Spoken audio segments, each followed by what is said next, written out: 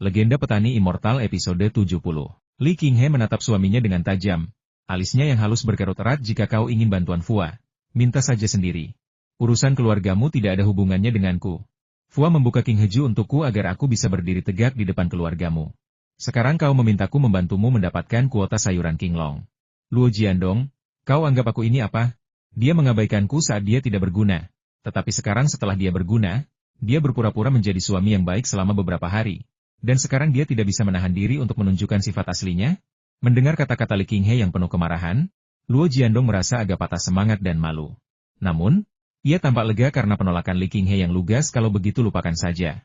Restoran itu milik orang tuaku. Aku hanya tidak tega melihat mereka khawatir setiap hari karena restoran itu kosong.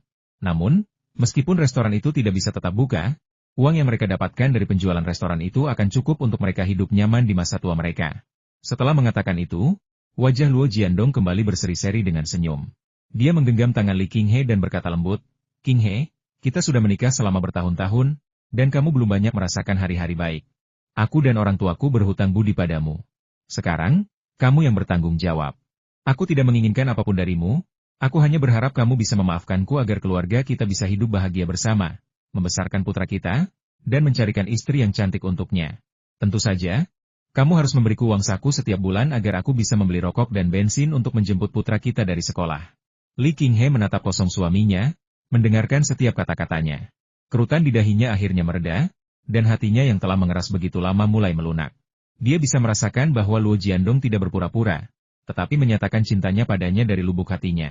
Dalam situasi ini, dia bahkan merasa bahwa janji-janji suaminya di upacara pernikahan mereka tidak lagi seharu dan setulus seperti sekarang.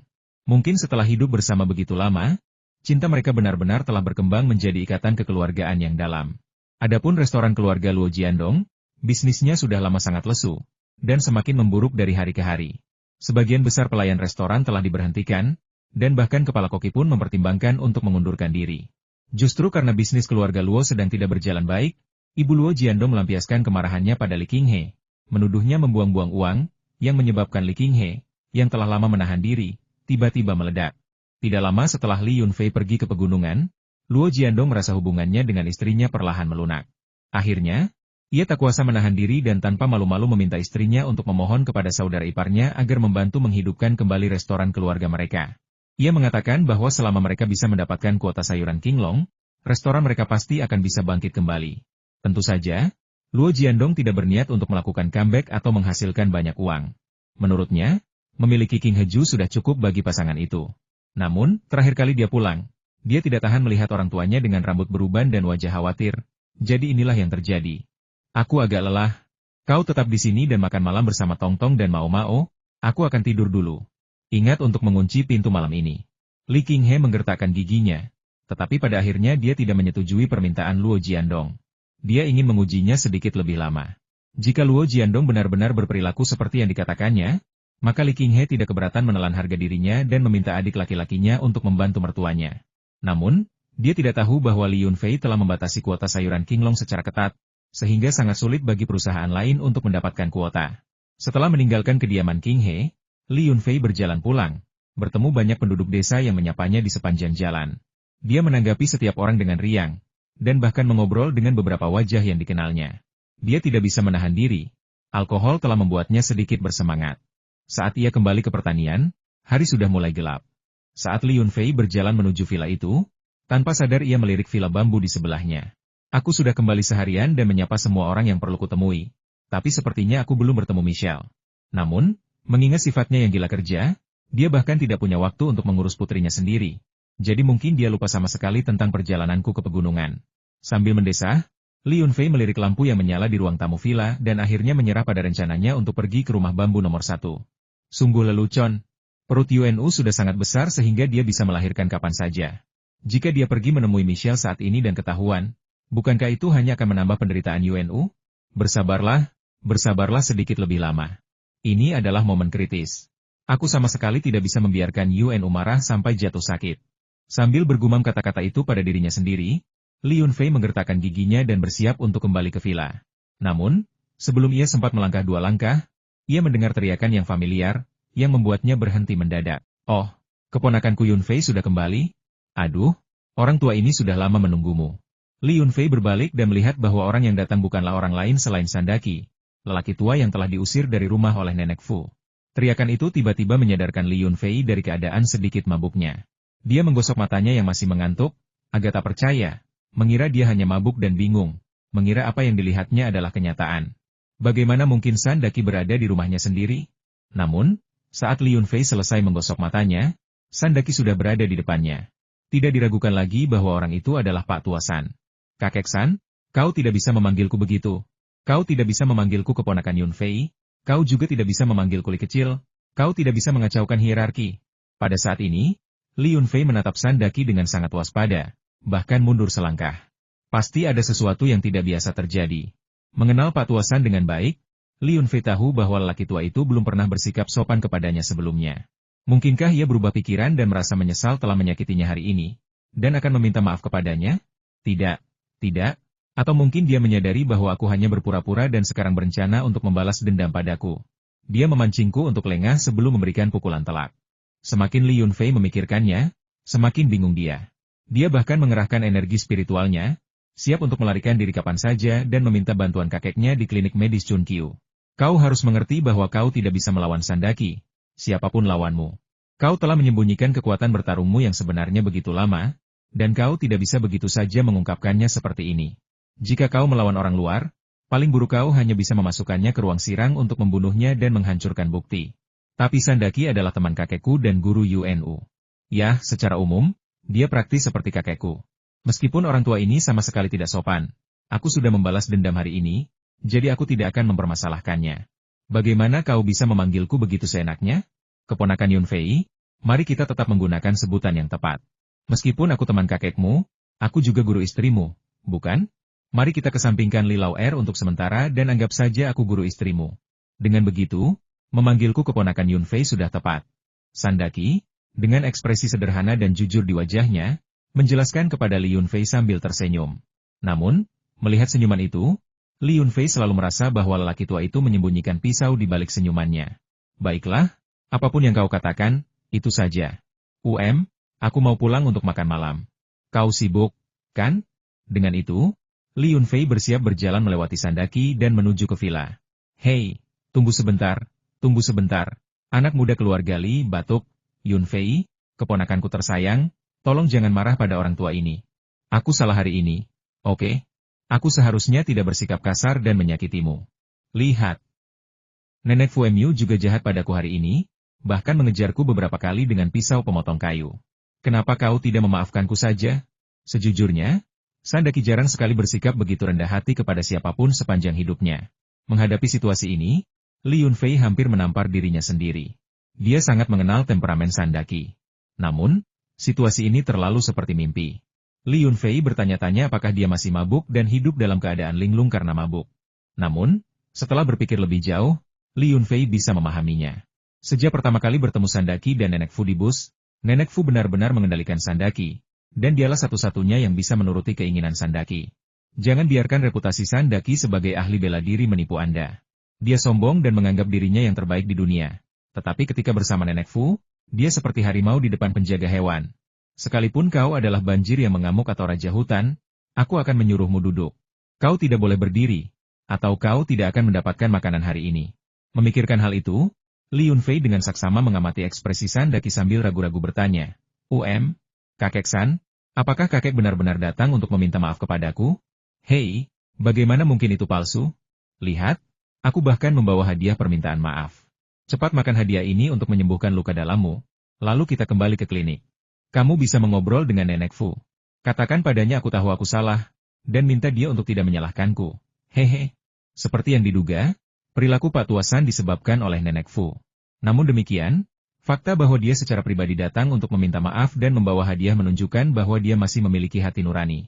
Ya, seorang kawan yang baik adalah orang yang bisa mengakui kesalahannya dan memperbaikinya. Li Yunfei menggosok-gosok tangannya dengan kepura-puraan malu sebelum menatap penuh kerinduan pada hadiah yang diberikan Pak Tua San kepadanya. Ia berkata sambil tersenyum, "Oh, Pak Tua terlalu baik. Mengapa Pak Tua membawa hadiah? Aku yang lebih muda, dan Pak Tua lebih tua. Aku sangat malu." Sembari mengucapkan kata-kata sopan itu, Li Yunfei dengan cepat menggerakkan tangannya, merebut hadiah dari lelaki tua itu dalam sekali gerakan. Ia berpikir dalam hati, Mengingat status dan kedudukan lelaki tua itu, hadiah yang bisa diberikannya pasti sangat bagus, kan? Namun, ketika Li Yunfei menerima hadiah itu dan melihatnya dengan saksama, dia langsung terkejut. Sebuah kotak kayu cendana? Mengapa kedua kotak ini terlihat begitu familiar? Kotak kayu cendana ini memiliki desain yang sederhana dan polos, tanpa pola apapun di permukaannya, hanya warna alami kayu yang murni, sehingga terlihat benar-benar alami. Saat ini, pikiran Li Yunfei sedikit bingung. Dia merasa kedua kotak kayu itu tampak familiar, tetapi dia tidak ingat di mana dia pernah melihatnya sebelumnya. Saat ia sedang merenungkan hal ini, Sandaki menjadi tidak sabar. Karena masih pagi dan Nenek Fu belum beristirahat, ia menunggu Li Yunfei untuk menemaninya kembali ke klinik untuk memohon agar neneknya beristirahat. Hei nak, cepatlah. Apa menariknya kotak yang rusak? Buka saja, makan isinya, dan lukamu akan sembuh. Lalu kita kembali ke klinik. Li Yunfei melirik lelaki tuasan yang cemas itu dan berpikir dalam hati seandainya kau tahu ini akan terjadi. Mengapa kau melakukannya sejak awal? Bahkan jika kau tidak memiliki temperamen seorang pertapa, bukankah kau bisa menjadi pria yang pendiam dan tampan? Batuk, tidak. Seorang lelaki tua yang baik hati dan lembut. Setelah puas menikmati aroma tersebut, Li Yunfei dengan santai membuka kotak kayu itu. Begitu tutupnya diangkat, aroma samar tercium keluar. Aroma ini adalah aroma spiritual yang unik bagi energi spiritual, yang hanya dimiliki oleh zat-zat spiritual. Ini, setengah dari Ganoderma lucidum. Li Yunfei menatap dengan mata terbelalak takjub, berseru kaget, dan tetap tertegun untuk waktu yang lama. Hei, aku tahu kau tidak akan pernah puas. Jangan khawatir, masih ada setengahnya lagi. Ada di kotak kayu kedua. Sebenarnya, memakan setengah Ganoderma lucidum akan menyembuhkan lukamu, tapi jamur ini cukup ampuh. Jika kau ingin meningkatkan kekuatanmu, kau bisa memakan semuanya. Tambah Sandaki dengan angkuh. Hehe, apa kabar? Bagaimana hadiah yang diberikan kakek itu padamu? Lumayan murah hati, kan? Sungguh murah hati. Jika kedua benda obat spiritual ini dilelang, pasti akan diperebutkan oleh banyak praktisi seni bela diri. Namun, bagi Li Yunfei, benda ini tidak berbeda dengan jamur biasa. Jamur harum saat dimasak, tetapi benda ini, yah, rasanya pahit saat dimasak. Tentu saja, nilai dari hal ini tidak penting, yang penting adalah, Pak Tuasan, dari mana kau mendapatkan benda ini? Li Yunfei menatap Sandaki dan bertanya dengan kesal. Dari mana asalnya? Apa pedulimu dari mana asalnya? Makan saja. Berhenti bicara omong kosong. Setelah lukamu sembuh, kembalilah ke klinik bersamaku. Aku sudah meminta maaf padamu. Kata-kata Sandaki menunjukkan sedikit kepanikan, tetapi ia menyembunyikannya dengan sempurna. Jika Li Yunfei tidak mengenali dua kotak berisi potongan setengah bagian Ganoderma lucidum itu, ia mungkin akan tertipu. Benar sekali, Ganoderma lucidum ini adalah jamur yang baru saja diberikan Li Yunfei kepada Zheng Xinyan dan Gu Zaoji hari ini. Ini adalah jamur berukuran besar, kira-kira sebesar piring, yang mereka belah menjadi dua sebagai hadiah atas kerja keras mereka. Keduanya dengan hati-hati menempatkan Ganoderma lucidum ke dalam kotak kayu cendana.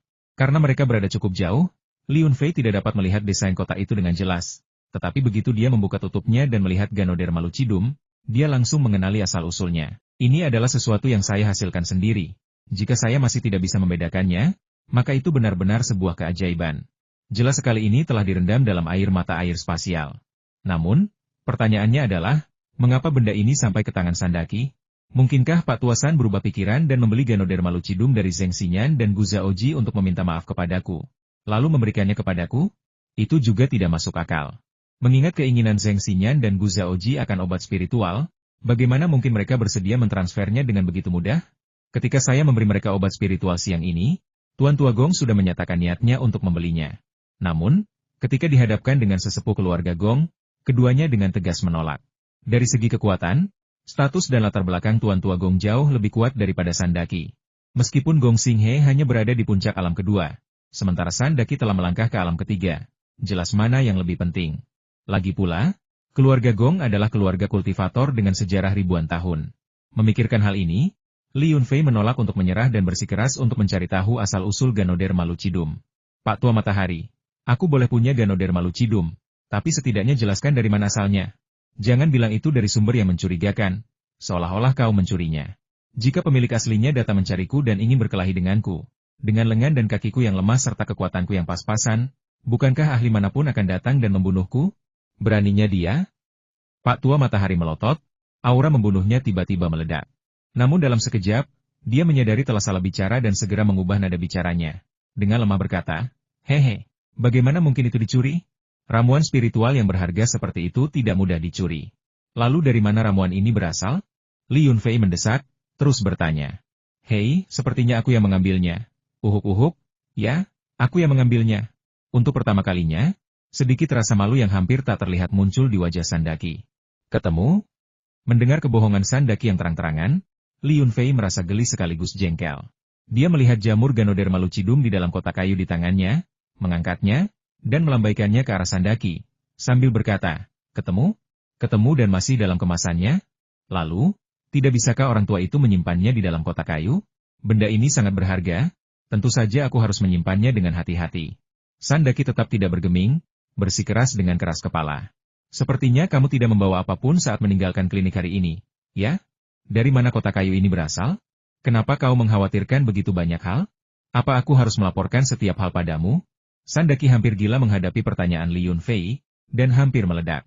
Namun, agar Li Yunfei mau menemaninya kembali ke klinik, dia menahan amarahnya dan menjelaskan dengan nada acuh tak acuh, kotak kayu ini adalah sesuatu yang selalu kusimpan dekat dengan tubuhku, jadi wajar saja kau tidak bisa melihatnya. Mendengarkan penjelasan Sandaki yang kikuk, Li Yunfei hanya bisa berpikir dalam hati bahwa orang tua ini cukup keras kepala. Ada pepatah, dia tidak akan menyerah sampai mencapai Sungai Kuning, yang sangat tepat menggambarkan seseorang seperti Sandaki. Sambil menghela napas panjang, Li Yunfei tidak berniat lagi terlibat dengan orang tua itu. Karena keadaan sudah sampai pada titik ini, dia harus segera mengklarifikasi masalah ini. Dia tidak ingin Zheng Tua dan Gu Tua salah paham dan berpikir bahwa barang-barang yang baru saja dia kirimkan telah dicuri kembali oleh Sandaki, seorang ahli tingkat ketiga. Itu akan menjadi buruk. Li Yunfei melirik Sandaki dengan penuh arti, lalu meninggikan suara dan berteriak ke arah villa bambu. Gu Tua, Zheng Tua, keluarlah sebentar. Aku kehilangan sesuatu. Kalian berdua datang dan ambil. Mendengar itu, wajah Sandaki langsung memerah, lalu berubah menjadi warna hati yang gelap. Dia melirik gugup ke arah villa bambu itu, matanya bergerak-gerak gelisah. Ketika Zheng Xinyan dan Gu Zaoji akhirnya keluar dari sebuah rumah, Li Yunfei tercengang. Wajah mereka dipenuhi memar, yang satu mimisan, dan yang lainnya matanya bengkak dan menghitam mereka tampak sangat berantakan. Apa yang terjadi pada kalian berdua? Kami dipukuli dengan brutal oleh Sandaki. Saudara Li? Tidakkah kau menyadari itu? Jika tidak, bagaimana mungkin obat spiritual yang kau berikan kepada kami bisa sampai ke tangan Sandaki? Awalnya mereka bermaksud mengatakan itu, tetapi setelah melihat wajah pucat Sandaki dan kilatan dingin di matanya, mereka berdua mengubah ucapan mereka secara bersamaan. Kami tersandung batu. Dan kurasa saat itulah Ganoderma lucidum jatuh. Setelah semuanya sampai pada titik ini, Li Yunfei akhirnya mengerti apa yang telah terjadi. Ternyata Sandaki tidak mencuri barang itu, dia telah merampoknya. Tersandung? Kalian tersandung tepat di kepalan tangan kakek San? Li Yunfei menggoda kedua pria itu dengan penuh minat, lalu melemparkan 2 kotak Ganoderma lucidum kepada mereka dan berkata, baiklah, kembalilah sekarang. Kakek San hanya bercanda sedikit dengan kalian. Jangan menyimpan dendam. Memendam dendam? Aku tidak akan pernah memendam dendam. Kami sedang dengan tenang bersiap untuk mengonsumsi Ganoderma lucidum untuk budidaya ketika seorang pria tua, yang telah mencium aromanya dari luar, bergegas masuk dan memukuli kami dengan brutal. Menghadapi monster bela diri tingkat ketiga seperti itu, kami benar-benar tidak berdaya untuk melawan balik. Dan kamu masih menyimpan dendam? Tapi kakek matahari seharusnya tidak menyimpan dendam. Jika dia ingin membalas dendam kepada kita, akan sangat mudah baginya untuk membuat kita lenyap dari dunia ini tanpa ada yang menyadarinya. Jadi, kita berangkat sekarang? Zheng Xinyan dan Gu Zaoji masih sedikit gelisah, melirik Sandaki dengan malu-malu. Pergi dari sini, kalian berdua bocah nakal, jangan menghalangi jalanku. Sandaki melambaikan tangannya dengan tidak sabar, memberi perintah. Dia cukup malu melihat mereka berdua. Setelah Zheng Tua dan Gu Tua bergegas masuk ke villa utama, Sandaki menoleh ke Li Yunfei dengan ekspresi tidak ramah dan berkata, Hei Li kecil, kau sudah keterlaluan, ya? Kau tahu betul dari mana Ganoderma lucidum ini berasal. Apakah kau sengaja mencoba mempermalukan orang tua ini? Jadi, ini semua salahku? Kemampuanmu untuk memutarbalikkan kebenaran sungguh luar biasa. Namun, karena keadaan sudah sampai seperti ini, Li Yunfei tidak ingin lagi terlibat dengan Sandaki. Orang tua itu sedang sangat marah, dan tidak perlu baginya untuk menambah masalah. Kakek San, karena kau sudah meminta maaf kepadaku dengan begitu mudah hari ini. Baiklah, aku tidak butuh hadiah apapun. Aku akan menemanimu kembali ke klinik. Tapi kita perlu memperjelas ini sebelumnya mulai hari ini dan seterusnya, kau tidak boleh terus-menerus beradu tanding dengan kakekku. Kalau tidak sayangku, aku benar-benar tidak akan memberi kalian berdua air lagi. Li Yunfei berkata dengan sungguh-sungguh, pada dasarnya memberi Sandaki ultimatum. Dia tidak bercanda. Jika Sandaki terus mengganggu kakeknya, dia bisa saja memutus pasokan air dari mata air spasial mereka, karena kekuatan kakeknya sudah stabil. Nak batuk, Fua, kau serius? Kau benar-benar ingin kembali ke klinik bersamaku untuk memohon agar ibu mertuamu dibebaskan? Kemarahan San Daki langsung mereda. Kecepatan perubahan sikapnya sungguh lebih cepat daripada membalik halaman buku. Benarkah? Benarkah? Ayo kita pergi. Setelah mengantarmu pulang, aku akan pulang untuk makan malam. Li Yunfei cemberut kesal, mengabaikan San Daki, dan berbalik untuk berjalan keluar dari villa. Hehe, Fua, kurasa aku tidak salah tentangmu. Meskipun kau agak mirip Li Lao Er, dan ada sesuatu tentangmu yang tidak bisa kutahan, secara keseluruhan kau tetap pemuda yang sangat baik. Setelah lukamu sembuh, aku akan mengajarimu beberapa gerakan kungfu yang sebenarnya. Batuk. Baiklah, baiklah, aku tidak akan berkata apa-apa lagi. Jangan hanya berdiri di situ seperti itu, aku juga belum makan seharian. Keesokan paginya, sudah waktunya bangun. Tetapi Li Yunfei sangat malas dan tetap berada di tempat tidur. Selama berhari-hari di pegunungan itu, Li Yunfei tidak pernah benar-benar tidur nyenyak. Meskipun ia memiliki ruang yang kecil dan semangatnya selalu baik, tidak ada yang bisa menandingi perasaan tidur dalam pelukan istrinya. Belum lagi, sensasi membelai lembut perut yang Yunu dan merasakan denyut nadi kehidupan kedua sungguh tak terungkapkan dengan kata-kata. Namun, hal-hal tidak pernah berjalan sesuai rencana. Sebuah panggilan telepon mendesak tiba-tiba membangunkannya dari mimpi indahnya. Sialan, bajingan mana yang mengganggu ketenanganku sepagi ini? Dia merangkak keluar dari tempat tidur, bergegas ke meja, dan menjawab telepon. Yang Yunu sedang tidur nyenyak, dan dia tidak ingin panggilan telepon yang tidak tepat waktu ini membangunkannya. Saudara Li? Apakah itu Anda, Saudara Li? Astaga, akhirnya aku berhasil menghubungimu. Aku kagum. Sudah sebulan penuh. Jika bukan karena pasokan sayuranmu yang belum berhenti, aku pasti mengira kau akan mengakhiri kerja sama dengan keluarga Delicious kami. Aku pasti sudah terbang ke kota Qinglong untuk mencarimu. Setelah mendengar bahwa itu adalah Lu Guangrong, manajer umum sebuah keluarga kuliner di Shanghai, Li Yunfei kehilangan kesabarannya. Dia telah berada di pegunungan selama sebulan tanpa menyapa orang ini, yang membuatnya hidup dalam ketakutan. Ini memang kesalahannya. Setelah melirik Yang Yunu yang masih tidur nyenyak, Li Yunfei berjingkrak keluar dari kamar tidur dan langsung menuju ruang tamu. Dia duduk di sofa dan berkata sambil tersenyum, "Oh, ini Presiden Lu. Maaf sekali, saya berada di pegunungan cukup lama dan butuh waktu sebulan untuk sampai di sini. Saya baru keluar dari pegunungan kemarin. Saya baru terpikir untuk menelepon Anda hari ini." Begitu. Hehe, selama Anda tidak memutus pasokan kami dari keluarga Delicious, tidak apa-apa. Sekarang ini, semakin banyak orang yang mencicipi rasa sayuran naga hijau Anda. Kami membatasi pasokan hingga 88 meja per hari, tetapi itu masih belum cukup. Anda tahu, beberapa orang penting yang kecanduan datang ke sini, dan meskipun mereka melebihi batas pasokan harian, kami tetap harus memberi mereka lampu hijau. Saudara Li, kita sudah lama saling kenal, jadi saya tidak akan bertele-tele. Kapan tepatnya kita bisa meningkatkan pasokan? Jika ini terus berlanjut, beberapa tokoh berpengaruh mungkin akan merusak reputasi keluarga Delicious kita. Mendengar lelucon tegas Lu Guangrong, Li Yunfei bisa membayangkan situasi suram yang dihadapi keluarga Delicious mereka. Shanghai tidak seperti di sini. 3 hotel di kota ini hanya dapat menampung orang-orang kelas atas, seperti jutawan dan pemimpin kota. Namun, di Shanghai, ada banyak orang dengan aset puluhan juta dan miliarder yang tak terhitung jumlahnya. Uang berarti kekuasaan, ditambah semua jenis pemimpin dan keluarga mereka. Menjaga hubungan baik dengan pelanggan benar-benar sulit bagi Delicious Family. Memberi lampu hijau kepada satu orang penting berarti Anda harus memberikan perlakuan yang sama kepada orang lain. Jika tidak, jika seseorang mengetahui bahwa orang lain bisa mendapatkan makanan sementara mereka tidak bisa, mereka akan langsung mulai bertanya-tanya apakah Delicious Family menganggap mereka tidak kompeten. Baiklah, besok aku akan membawa beberapa orang dan merobohkan restoran jelekmu ini.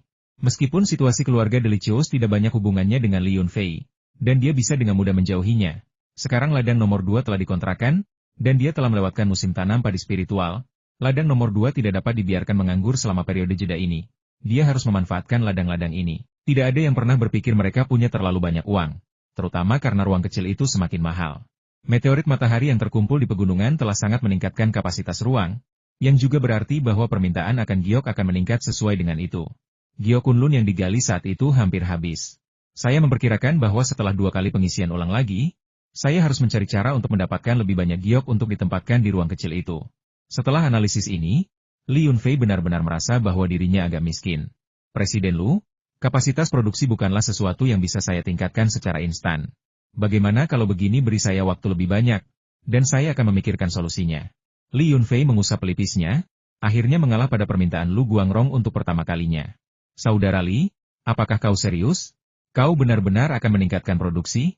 Kau tidak bercanda, kan? Jantungku tidak kuat, aku tidak bisa mengatasi fluktuasi besar.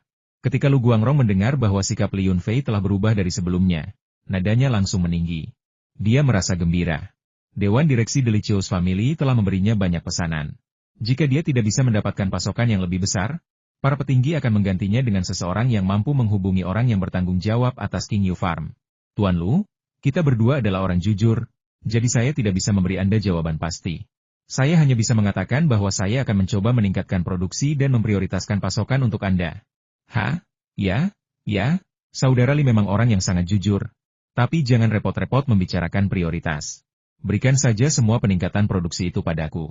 Aku tidak akan bertele-tele.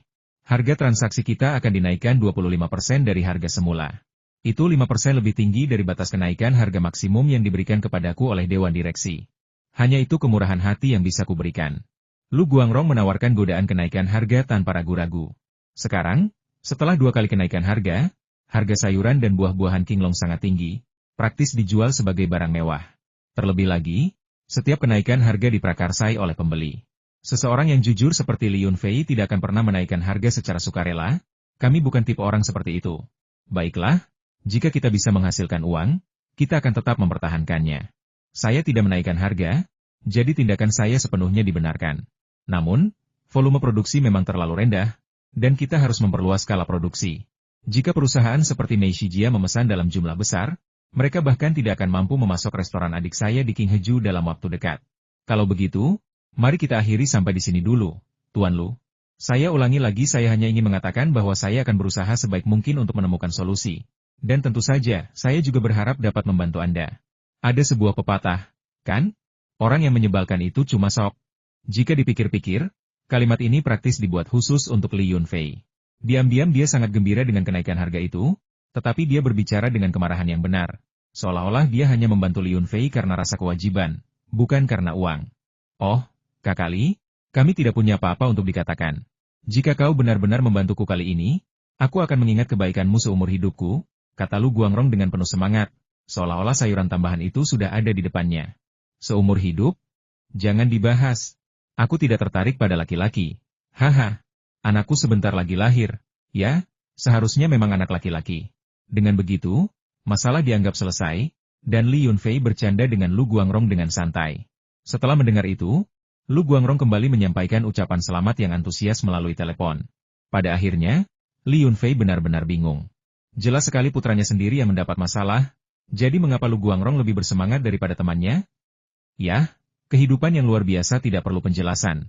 Lagi pula, orang-orang membutuhkan bantuanmu. Percakapan telepon itu berlangsung hampir 1 jam. Ketika panggilan berakhir, Yang Yunu terbangun, menyangga punggungnya dan membusungkan perutnya yang sedang hamil, lalu melangkah keluar dari kamar tidur. Kamu tadi ngobrol sama siapa di telepon? Aku dengar kamu tertawa terus-menerus di luar tadi pagi. Li Yunfei segera menghampiri istrinya, membantunya duduk di sofa, menuangkan segelas air hangat, lalu berkata, Presiden Lu dari Shanghai Delicious Family telah meminta peningkatan pasokan. Ah, aku baru saja datang dari pegunungan, aku akan sibuk. Sayang, hiburlah aku. Aku harus bekerja keras lagi untuk mendapatkan uang demi membeli susu formula untuk anak kita. Yang Yunu menatap Li Yunfei, yang tertawa dan bercanda seperti orang bodoh, lalu menunjuk dahinya dengan jarinya. Apa? Kau tampak enggan? Tentu saja, saya 100 kali bersedia. Saya hanya tidak tahu bagaimana mengungkapkannya. HMPH, begitulah seharusnya. Yang Yunu cemberut puas, lalu berbalik dan mencium pipi Li Yunfei. Ini hadiahmu. Tapi, sambil berbicara, ia dengan lembut mengelus perutnya. Sedikit kekhawatiran terpancar di wajahnya. Bagaimana jika aku tidak mengandung anak laki-laki? Orang tua dan kakek nenekku semua menginginkan cucu laki-laki. Melihat kekhawatiran di wajah istrinya, Li Yunfei segera mengulurkan tangan dan mengusap alis Yang Yunu yang sedikit berkerut, sambil berkata, jangan hiraukan mereka. Waktu kelahiran ditentukan oleh takdir. Aku menyayangi putra dan putriku.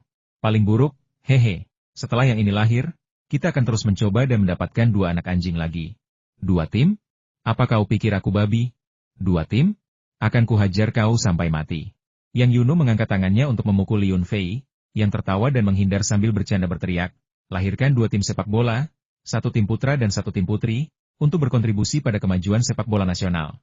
Keduanya sedang bertengkar ketika Yang Yudie, sang ipar perempuan, masuk dan menatap mereka dengan jijik bercanda sepagi ini. Oh, kakak ipar, kau bahkan sudah punya anak sebanyak 2 tim sepak bola. Kau mendedikasikan dirimu untuk sepak bola. Tapi pernahkah kau memikirkan bagaimana kebijakan satu anak itu bekerja? Dan bisakah kau membesarkan begitu banyak anak? Kedatangan kakak iparnya langsung merusak suasana bagi Li Yunfei. Dia cemberut dan menatap Yang Yudie, lalu tanpa sadar mulai berdebat, aku dan kakakmu tidak bisa menafkahimu. Jadi kami masih membutuhkanmu, kan? Oh, Yang Yudie tidak mungkin melewatkan ambiguitas dalam kata-kata itu. Dia berlari ke sisi kakaknya dan berteriak, Kak, awasi suamimu. Dia tidak puas hanya memiliki istri kedua, dan sekarang dia ingin menjadikan aku istri ketiganya. Yang Yunu senang melihat suaminya bertengkar dengan Yang Yudie. Dia terkekeh dan dengan tegas berdiri di sisi Li Yunfei. Bagus sekali. Dasar rubah kecil, selalu membuat masalah. Sekarang suamiku telah menerimamu. Semua orang bisa tenang. Karena menjadi sasaran pasangan itu, Yang Yudie tak lagi bisa menyembunyikan rasa malunya. Wajahnya memerah karena malu, dan dia menghentakkan kakinya dengan marah, lalu menggoyangkan pinggulnya dan berlari keluar sambil berkata, kalian tunggu. Kalian berdua tunggu saja, suatu hari nanti aku akan membuat kalian membayar. Haha, bagus, kami sedang menunggu. Li Yunfei duduk di sofa dengan istrinya dalam pelukannya, tanpa penuh harap. Namun, kurasa kau tidak bisa mengalahkan kami berdua sendirian. Kau harus segera mencari seseorang agar kita bisa bertanding 2 lawan 2. Pertandingan ganda campuran. Apa kau pikir ini bulu tangkis? Yang Yunu tertawa terbahak-bahak hingga hampir terjatuh. Jika dia tidak khawatir dengan bayi di dalam perutnya, dia mungkin sudah pingsan. Sarapan disiapkan sendiri oleh Li Yunfei, 3 butir telur rebus setengah matang, 1 porsi sayuran campur, sepiring kecil acar sayuran, dan sepanci bubur millet yang dimasak dengan air mata air dari ruang pribadinya. Kualitas makanan ini 100 kali lebih baik daripada makanan kaisar kuno. Jika kakek Li Chunkyu tahu bahwa cucunya menggunakan cairan sumsum giok yang sangat berharga untuk memasak bubur, dia mungkin akan sangat marah hingga memuntahkan seteguk darah. Itu adalah cairan sumsum giok, zat magis yang setara dengan ramuan spiritual berusia 100 tahun. Meskipun Li Yunfei merasa tindakannya agak berlebihan, demi kesehatan istrinya dan anak dalam kandungannya, ia dengan tegas menuangkan sebotol besar air mata air angkasa.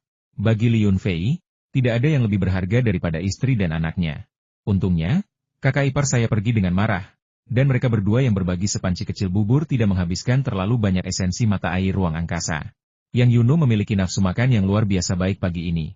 Dia makan 2 butir telur rebus setengah matang, lalu minum 2 mangkuk kecil bubur millet dengan acar sayuran. Dia memakan setengah dari sayuran itu, meskipun agak enggan.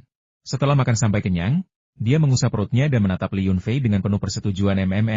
Sayang, bubur yang kau buat hari ini enak sekali. Aku ingin meminumnya lagi malam ini, dan selama 3 hari berturut-turut. Li Yunfei terkekeh dalam hati. Dulu, ia sering menggunakan banyak air mata air dari dimensi spasialnya saat memasak, hanya sedikit diencerkan agar rasanya enak tanpa terlalu kuat. Ia bisa meminumnya seumur hidup, apalagi hanya 3 hari. Tanpa mengungkapkan rahasia dimensi spasialnya, ia tidak pernah pelit kepada keluarganya, selalu mentraktir mereka makan enak. Setelah selesai sarapan, Li Yunfei meninggalkan villa dengan maksud menemui Michelle di villa nomor 1 rumah bambu. Namun, ia mendapati saudara iparnya masih di pertanian, memberi makan bayi Jiahei dan Heido dengan jerami untuk sarapan. Ia bertanya-tanya apakah ini tindakan yang tidak disengaja atau apakah ia sengaja memata-matainya. Yah, ia harus bersabar sampai istrinya melahirkan. Setelah sampai di villa bambu, Li Yunfei berhenti di sana, membatalkan rencananya untuk pertemuan rahasia. Kemudian dia memanggil Zheng Xinyan untuk mengurus hal-hal yang lebih penting. Pepatah mengatakan, orang biasa tidak bersalah, tetapi ia bersalah karena memiliki harta karun. Membawa obat berharga seperti itu membuatnya sangat khawatir, terutama setelah pengalaman tragis tadi malam. Zheng Xinyan tidak bisa tidur sepanjang malam. Sebelumnya matanya tidak terluka, tetapi sekarang kantung matanya benar-benar gelap, membuatnya tampak sangat menyedihkan. Melihat ini, Li Yunfei merasa geli sekaligus jengkel. Dia menepuk bahu Zheng Xinyan dan menghiburnya. Zheng tua, apakah kau yakin tidak ingin sampai sejauh ini? Bukankah kemarin aku sudah mengembalikan setengah dari ramuan spiritual itu untukmu? Kenapa kau jadi seperti ini setelah bangun tidur? Zheng Xinyan melirik Li Yunfei dan berpikir dalam hati, kau bukan orang yang dirampok, jadi bisakah kau bayangkan betapa besar tekanan yang kurasakan? Orang tua itu adalah ahli tingkat 3, makhluk setingkat monster. Aku, Zheng Xinyan, menganggap diriku seorang master di dunia bela diri, tetapi ketika aku datang ke Sandaki, dia membuatku dan Laugu terbang hanya dengan lambaian tangannya. Kami sama sekali tidak memiliki martabat sebagai master bela diri. Hehe, aku berlatih semalaman tadi malam, jadi kondisi mentalku hari ini tidak begitu baik. Kuharap kau memaafkanku, Kakak Li. Zheng Xinyan tersipu. Dia tidak mungkin mengungkapkan isi hatinya, atau dia akan terlalu malu. Karena takut dirampok lagi, dia menelan ramuan itu malam itu juga, yang awalnya intended untuk disimpan untuk berjaga-jaga. Meskipun itu miliknya sendiri, dia bertindak seperti pencuri, dengan panik menghancurkan bukti. Baiklah, ayo kita mulai. Mari kita coba selesaikan masalah peternakan nomor 2 hari ini. Merasakan rasa malu Zheng Xinyan, Li Yunfei tidak mendesak lebih lanjut dan menghindari topik tidak menyenangkan dari tadi malam, lalu langsung membahas masalah tersebut. Zheng Xinyan cepat beradaptasi. Berjalan di samping Li Yunfei, dia bertanya dengan ekspresi bingung, membangun ladang nomor 2. Mungkinkah kau akan menanam padi spiritual sekarang, Kakak Li? Bahkan padi biasa, mengingat iklim kota Qinglong, tidak bisa matang 2 kali setahun. Musim tanam sudah lama berakhir. Selain itu, padi spiritual memiliki siklus pertumbuhan yang lebih panjang. Jika kau menanamnya sekarang, bibit yang baru tumbuh di musim gugur akan mati beku begitu musim dingin tiba. Bukankah membangun rumah kaca akan terlalu merepotkan? Li Yunfei tentu saja menyadari apa yang dikatakan Zheng Xinyan. Bagaimanapun, dia adalah anak dari keluarga petani, dan dia tidak ingin dianggap tidak memiliki akal sehat. Namun, Li Yunfei tidak membantahnya. Ia hanya menjelaskan, kita bisa menanam padi spiritual tahun depan. Selama masa tidak aktif ini, aku tidak bisa membiarkan lahan seluas ini terbengkalai. Mari kita tanam beberapa sayuran naga biru di atasnya. Sembari panen, kita juga bisa secara tidak langsung mengolah tanah dan mempersiapkan untuk musim semi berikutnya. Mendengar itu, Zheng Xinyan mengangguk. Tetapi setelah berpikir sejenak, dia masih sedikit bingung Saudara Li. Bukankah sayuran andalan Anda hanya diproduksi di peternakan Qingyu? Tentu saja tidak. Selama ada cukup energi spiritual, kau bisa menanamnya di mana saja. Aku sepenuhnya percaya pada susunan pengumpul roh yang kau buat, Saudara Zheng. Sebaiknya kamu jujur saja mengakui kesalahanmu dan biarkan saja seperti itu. Li Yunfei memasang wajah datar, tetapi di dalam hatinya ia terkekeh nakal. Semua formasi pengumpul roh itu hanyalah kedok. Hanya air mata air spasial unikku sendiri yang dapat mengubah sayuran dan buah-buahan biasa menjadi sayuran naga azur yang tak ternilai harganya. Zheng Xinyan merasa tersanjung dengan pujian Li Yunfei, dan kondisi mentalnya tampak membaik dalam sekejap. Tetapi, apakah formasi saya benar-benar semagis seperti yang dikatakan Kakak Li? Yah, kurasa selama ini aku terlalu rendah hati dan belum menemukan bakat tersembunyiku. Aku sangat bersyukur telah bertemu Kakak Li, mentorku. Di sepanjang jalan, keduanya sibuk dengan pikiran masing-masing. Mereka melihat ladang-ladang yang telah dikontrak di peternakan nomor 2 tidak jauh di depan. Tetapi tiba-tiba terdengar teriakan dari belakang mereka. Kakak Zheng, Kakak Li, hei, tunggu aku. Aku bangun pagi-pagi sekali dan tidak bisa menemukan kalian dimanapun. Aku bertanya pada Kakak Gu dan bahwa kalian mungkin sedang dalam perjalanan ke sini. Orang yang tiba adalah Xiao Qian. Dia berlari dengan kecepatan kilat, bahkan lebih cepat daripada saat Cai Zijing dan Song Fei melarikan diri di pegunungan. Seolah-olah dia akan menderita kerugian besar jika dia sedikit saja memperlambat langkahnya. Begitu melihat Xiao Qian, mata Li Yunfei langsung berbinar. Sepertinya umpan yang telah ia lemparkan siap dipetik. Hei, Kakak Xiao, ada apa kau kemari? Apakah kau sudah cukup bersenang-senang di rumahku? Hei, kalau kau mau pamit dan pergi, kau bisa kapan saja. Kenapa kau harus buru-buru kemari? Setelah mendengar kata-kata Li Yunfei, Zheng Xinyan diam-diam merasa senang. Xiao Qian akan pergi. Itu akan sangat bagus. Fakta bahwa ada satu penghuni lebih sedikit di Villa Bambu berarti saya bisa mendapatkan bagian sumber daya yang lebih besar. Cepatlah, semakin cepat semakin baik. Xiao Qian, yang tadinya bersemangat tinggi, hampir membeku ketika mendengar kata-kata Li Yunfei pergi. Kemana aku harus pergi? Di dunia ini, selain peternakan Qingyu Mu, Li Yunfei, di mana lagi kau bisa minum anggur spiritual seperti air dan makan sayuran spiritual seperti makanan setiap hari? Saya akan dibayar dengan ramuan obat untuk mengurus pertanian selama sebulan. Dengan gaji yang bagus seperti itu, saya bisa melakukannya setiap hari. Jika saya mendapatkan ramuan obat setiap bulan selama 12 bulan dalam setahun, bukankah saya akan memiliki 12 ramuan obat dalam setahun? Setelah bekerja keras di pertanianmu selama 3 hingga 5 tahun, Li Yunfei, begitu aku meninggalkan gunung, aku pasti akan menjadi tak terkalahkan di alam kedua dan orang nomor 1 di bawah alam ketiga. Xiao Qian seolah telah melihat dirinya beberapa tahun kemudian, ketika ia akan menjadi sosok gagah yang berdiri tegak di antara rekan-rekannya. Hah? Tidak, aku mau pergi kemana? Kakak Li? Itu tidak baik sekali. Tuan rumah macam apa yang terus-menerus menyuruh tamunya pergi? Xiao Qian rela mengesampingkan harga dirinya demi tetap tinggal. Setelah mendengar ini, Zheng Xinyan langsung menyadari bahwa dia dalam masalah. Tampaknya Xiao Qian juga telah memperhatikan sifat luar biasa dari peternakan Qingyu. Namun apa yang bisa dia lakukan? Apakah akan mempertahankan mereka atau tidak adalah keputusan yang hanya bisa dibuat oleh Li Yunfei, sang guru. Bahkan jika dia tidak setuju, itu tidak akan membuat perbedaan apapun. Atau, bagaimana kalau menghubungi Pak Tua Gu dan Pak Tua Gong, dan juga melibatkan Pak Tua Chu, sehingga masing-masing dari mereka dapat menyumbangkan puluhan juta untuk menyewa posisi Xiao Qian? Tidak, tidak, ini juga tidak akan berhasil. Masih ada 5 villa bambu yang kosong. Bahkan jika semua orang mengumpulkan uang mereka untuk menyewa villa lain, masih ada 4 villa yang tersedia untuk Xiao Qian tinggali. Ini tidak mungkin. Mari kita sewakan ke 5 gedung itu. Kau tahu, sewa villa itu 100 juta setahun. Bahkan dengan upaya gabungan Lau Gu, Kakek Gong, dan Lau Chu, orang terkaya di Asia Tenggara, sekaya apapun mereka, bukan berarti mereka menghambur-hamburkan uang seperti ini, kan? Uang tidak seharusnya dibakar begitu saja. Memikirkan hal ini, Zheng Xinyan benar-benar terdiam dan hanya bisa berdoa dalam hati agar Li Yunfei tidak mempertahankan pemuda bernama Xiao Qian ini. Li Yunfei tidak memperhatikan perubahan halus dalam ekspresi Zheng Xinyan. Perhatiannya sepenuhnya tertuju pada Xiao Qian. Meskipun kekuatan Xiao Qian tidak kuat, hanya berada di tahap awal alam kedua, dia memiliki keunggulan mutlak atas Zheng Tua dan Gu Tua. Dia masih muda. Di usianya yang baru sedikit di atas 30 tahun, ia sudah berada di tahap awal alam kedua, yang akan menjadikannya seorang jenius di dunia seni bela diri. Sekte bergengsi manapun akan berlomba-lomba untuk menjadikannya murid langsung mereka.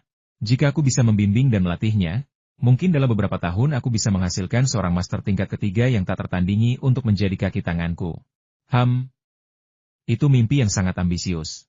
Bayangkan, setelah Lao Zheng, Lao Gu, dan Xiao Qian tumbuh dewasa, dengan 3 ahli di alam ketiga yang mengelilingi Anda bahkan tidak perlu mengangkat jari saat bertemu dengan orang bodoh seperti Cai Zijing yang membuat masalah tanpa alasan. Yang perlu saya lakukan hanyalah berdiri di belakang, mengunyah mentimun dengan saus, menyesap anggur tua dari penyimpanan ruang saya, lalu melambaikan tangan, tutup pintunya dan lepaskan anjing-anjingnya. Tidak, maksudku, lepaskan orang-orangnya. Beberapa ahli di alam ketiga dapat membunuh musuh dalam waktu singkat. Tentu saja, semua ini masih sekadar fantasi yang indah. Langkah pertama untuk mewujudkan mimpi ini tentu saja adalah dengan membimbing Xiao Qian. Adapun apakah saya akhirnya akan melatih mereka menjadi ahli di ranah ketiga, itu tergantung pada kinerja mereka. Mereka yang taat akan menerima ramuan ajaib, sedangkan mereka yang tidak taat hanya akan menyaksikan orang-orang yang taat menerima ramuan ajaib tersebut. Li Yunfei tersadar dari lamunannya dan menatap Xiao Qian dengan penuh minat. Dilihat dari sikap Xiao Qian saat ini, ikan kecil ini telah termakan umpan. Adapun apakah ikan kecil ini pada akhirnya bisa menjadi ikan besar, itu adalah cerita lain. Karena kakak Xiao menganggap desa keluarga Li kita cukup bagus, maka tinggallah beberapa hari lagi. Mengenai kapan kamu ingin pergi, aku akan mengantarmu ke kota sendiri. Mendengar itu, jantung Xiao Qian berdebar kencang. Meskipun dia bisa tinggal di desa keluarga Li untuk sementara waktu, dilihat dari perkataan Li Yunfei, sepertinya dia tidak berniat tinggal lama. Apa yang harus saya lakukan? Haruskah saya hanya menyaksikan anggur dan obat rohani itu menjauh dari saya? Memikirkan hal ini, Xiao Qian melirik Zheng Xinyan tanpa meninggalkan jejak, sambil berpikir dalam hati tidak. Aku harus mencari tahu bagaimana Li Yunfei menganggap Gu Zaoji dan Zheng Xinyan sebagai orang-orangnya sendiri. Apapun risikonya, aku harus mencoba memenangkan hati mereka. Desa keluarga Li adalah tempat yang indah dengan air jernih dan pegunungan yang rimbun. Kakak Li, ladangmu bahkan lebih seperti negeri dongeng yang dikelilingi energi spiritual. Aku tidak akan mau pergi tanpa tinggal selama 10 hari atau setengah bulan. Xiao Qian dengan halus menggunakan taktik penundaan. Dia menolak untuk percaya bahwa dengan masa tenggang 10 hari atau setengah bulan, dia masih tidak bisa membujuk Li Yunfei. Zheng Xinyan merasakan gelombang rasa jijik saat melihat perilaku tak tahu malu Xiao Qian. Aku sudah lama tidak melihat orang yang begitu tidak tahu malu. Kau tidak mau pergi meskipun aku menyuruhmu. Sungguh sampah masyarakat. Namun, Zheng Xinyan sama sekali lupa seperti apa penampilannya saat itu. Dibandingkan dengan Xiao Qian, dia tidak lebih baik dari orang yang menuduh orang lain melakukan kesalahan yang sama. Dia bahkan tidak tahu siapa orang yang, setelah dipukuli hingga muntah darah oleh Tuan Tua Li, masih dengan tak tahu malu tinggal di desa keluarga Li. Kakak tertua tidak membicarakan adik keduanya. Mereka berada di situasi yang sama. Karena kau tidak mau pergi, kakak Xiao, kenapa kau buru-buru datang ke sini? Ada yang kau butuhkan? Mata Zheng Xinyan melirik ke sekeliling, dan dia memanfaatkan kesempatan itu untuk membuat masalah. Upaya Xiao Qian untuk mendekati Li Yunfei tidak lebih dari sekadar usaha untuk mendekatinya. Zheng Xinyan memahami hal ini, Li Yunfei memahami hal ini, dan orang yang terlibat tentu saja memahaminya dengan lebih jelas lagi. Namun, Zheng Xinyan membongkar niat Xiao Qian, yang membuat segalanya menjadi sulit dijelaskan. Apakah Xiao Qian seharusnya tersenyum dan berkata kepada Li Yunfei, saya di sini untuk melamar posisi pengawal. Saya ingin tahu apakah Anda membutuhkan saya? Untungnya, Xiao Qian sigap dan berhasil membalikan keadaan dalam sekejap. Hehe, aku sudah makan dan minum di rumah Kakali di pertanian, dan aku merasa sedikit bersalah. Tapi masih ada jalan panjang di depan, dan kupikir, kita tidak bisa terus-menerus menumpang tanpa malu-malu di sini, kan? Jadi, kupikir aku akan datang dan melihat apakah ada sesuatu yang bisa kubantu, Kakali. Selama itu dalam kemampuanku. Aku, Xiao Qian, pasti akan melakukannya tanpa ragu-ragu. Melihat Zheng Xinyan dan Xiao Qian bersaing secara terang-terangan maupun diam-diam, Li Yunfei diam-diam merasa senang. Caranya mengelola bawahan semakin lama semakin baik. Namun, karena mereka semua akan menjadi saudara yang tinggal di pertanian yang sama mulai sekarang, Li Yunfei tidak ingin keduanya menyimpan dendam satu sama lain sejak awal dan mulai bertengkar di antara mereka sendiri. Saudara Xiao, jangan terlalu sopan. Zheng tua dan aku baru saja akan pergi ke peternakan nomor 2 milikku untuk membuat beberapa rencana. Ayo, kita pergi bersama. Setelah menerima undangan Li Yunfei, Xiao Qian diam-diam merasa senang. Ini menandai langkah pertamanya memasuki lingkaran pergaulan Li Yunfei. Yah, dia harus terus melakukan hal yang baik. Hehe, ayo kita pergi bersama. Sesampainya di peternakan nomor 2, Li Yunfei melihat segala sesuatu di hadapannya dan merasakan kegelisahan yang luar biasa. Bagaimana bisa? Jika peternakan nomor 1 adalah surga yang indah dan tentram, maka peternakan nomor 2 adalah gurun tandus. Keduanya sangat berbeda. Meskipun ladang nomor 2 sudah dilindungi oleh susunan pengumpul roh yang dibuat oleh Zheng Xinyan, sehingga lebih baik daripada lahan pertanian biasa, namun tetap tidak bisa dibandingkan dengan ladang nomor 1. Ladang nomor 1 telah diolah hari demi hari oleh Li Yunfei dengan air mata air spasial, menghasilkan lingkungan yang sangat indah. Betapapun tandusnya, selama Li Yunfei ada di sana, itu bukan masalah. Dia dapat menggunakan air mata air luar angkasa untuk menyuburkan tanah dan tanah untuk menyuburkan tumbuh-tumbuhan. Tumbuhan akan tumbuh kembali secara alami. Pada waktunya, ladang nomor 2 pasti akan sepenuhnya berubah pada musim semi tahun depan dan mencapai tingkat yang setara dengan ladang nomor 1. Namun, ada beberapa hal kecil yang perlu diperhatikan sebelum menanam sayuran naga hijau. Meskipun lahan di ladang nomor 2 sangat datar, karena tidak ada bukit dan tidak perlu membuat sawah berteras. Sebelum itu, setelah panen padi, air yang tersisa di sawah harus segera dikeringkan, dan saluran irigasi yang mengalihkan aliran sungai Xiandai juga harus ditutup. Penanaman sayuran secara normal tidak dapat dibiarkan tergenang air sepanjang hari. Jika tidak, bibit sayuran akan mati dalam beberapa hari. Selain itu, pagar yang sama seperti yang mengelilingi ladang nomor 1 harus dibangun mengelilingi ladang nomor 2. Lagi pula, sayuran Qinglong adalah barang mewah, dan Li Yunfei tidak ingin sayuran itu dicuri dalam semalam saat sudah matang. Terakhir, perlu juga membangun villa bambu di ladang nomor 2. Seseorang perlu menjaganya di malam hari. Dulu, ketika semangka Qinglong di ladang nomor 1 sudah matang, Li Yunfei tidur di gudang semangka siang dan malam. Tapi sekarang, dengan kehadiran Zheng Xinyan, Lao Gu, dan Xiao Qian yang baru bergabung, aku akhirnya bisa sedikit tenang. Dengan mereka bertiga yang bergantian bertugas, jauh lebih aman daripada mempekerjakan penduduk desa biasa. Saudara Li, biasanya saya tidak merasakan apapun saat datang sendirian ke sini. Tetapi hari ini tiba-tiba saya merasa bahwa mengubah ladang nomor 2 menjadi tempat seindah ladang nomor 1 itu cukup sulit. Saat Li Yunfei menatap ladang itu sambil berpikir, Zheng Xinyan berjongkok, mengambil segenggam tanah, dan mengendusnya. Aroma tanah memenuhi hidungnya, yang tidak ada apa-apanya dibandingkan dengan ladang nomor 1, yang tanahnya memiliki aroma segar yang unik. Mendengar ucapan Lao Zheng, Xiao Qian pun bingung. Sungguh lelucon. Ini bukan hanya sulit, tetapi jelas mustahil. Tidak ada gunung kecil yang terhubung dengan urat bumi di sini yang bisa ia gunakan untuk mengambil energi spiritual. Memang sulit, tetapi kerja keras akan membuahkan hasil. Apa pepatahnya lagi? Di mana ada kemauan, di situ ada jalan. Nah, selama kau punya mimpi, kau bisa mendapatkan apa saja. Li Yunfei mendongak dengan sudut 45 derajat, posturnya lebih mistis daripada seorang santo. Melihat hal itu, Xiao Qian dan Zheng Xinyan saling bertukar pandang. Tatapan mata mereka mengungkapkan pemahaman tak terucapkan yang mengejutkan. Ada juga pepatah di mana ada kemauan, di situ ada jalan. Aku ingin mencapai alam ketiga besok. Apakah itu mungkin? Apakah itu mungkin? Tentu saja. Apakah peternakan nomor 2 dapat berhasil diubah atau tidak? Tidak ada hubungannya dengan Xiao Qian dan Zheng Xinyan. Mereka hanya berharap dapat makan dan minum bersama Li Yunfei, menikmati anggur spiritual dan obat spiritual, serta sesekali minum secangkir teh pencerahan. Itu sudah cukup bagi mereka. Mereka bertiga berjalan mengelilingi wilayah peternakan nomor 2. Li Yunfei secara kasar merencanakan area transformasi dalam pikirannya. Setelah mendapatkan gambaran umum, dia memimpin Lao Zheng dan Xiao Qian kembali. Sesampainya kembali di villa di ladang nomor 1, Li Yunfei segera menghubungi nomor Hudahai. Hei, jarang sekali orang sibuk sepertimu meneleponku. Bukankah aku dengar kau pergi ke pegunungan? Kapan kau kembali? Begitu sambungan telepon terhubung, suara Hudahai yang riang terdengar di gagang telepon. Sampai-sampai Li Yunfei tanpa sadar sedikit menjauhkan teleponnya. Aku baru pulang kemarin. Bagaimana kabarnya? Kapan aku bisa menghadiri resepsi pernikahanmu dan Jiang Qinqin? Sepertinya mereka berdua sudah berpacaran sebelum menikah. Kuharap mereka tidak menciptakan situasi skandal dengan memiliki anak di luar nikah. Itu akan menjadi tontonan yang cukup menarik. Mendengar itu, Hudahai menghela napas panjang. Oh, sudahlah. Aku sangat kesal beberapa hari terakhir ini. Aku bahkan sudah memperkenalkan Jiang Qinqin kepada ayahku, dan dia menyetujui hubungan kami. Teba apa yang terjadi? Jadi, jawab Li Yunfei dengan kooperatif. Saat dia mengantarku pulang, keluarganya tidak menyetujui. Apa? Keluarga Jiang Qinqin tidak setuju? Bagaimana mungkin? Kau, Hudahai, masih muda, kaya, dan tampan. Selain sedikit jelek dan sedikit gemuk, kau pada dasarnya tidak memiliki kekurangan. Li Yunfei bahkan sempat bercanda tentang Hudahai. Namun, yang mengejutkan semua orang, Hudahai meraung dan hampir berteriak. Ah, tebakan kalian benar. Keluarganya tidak mempermasalahkan apapun. Meskipun aku miskin, mereka hanya berpikir aku terlalu gemuk dan tidak cukup tampan. PFFT. Benarkah? Apakah aku akan berbohong padamu tentang ini? Keluarganya berkata, Qinqinku adalah gadis yang sangat cantik.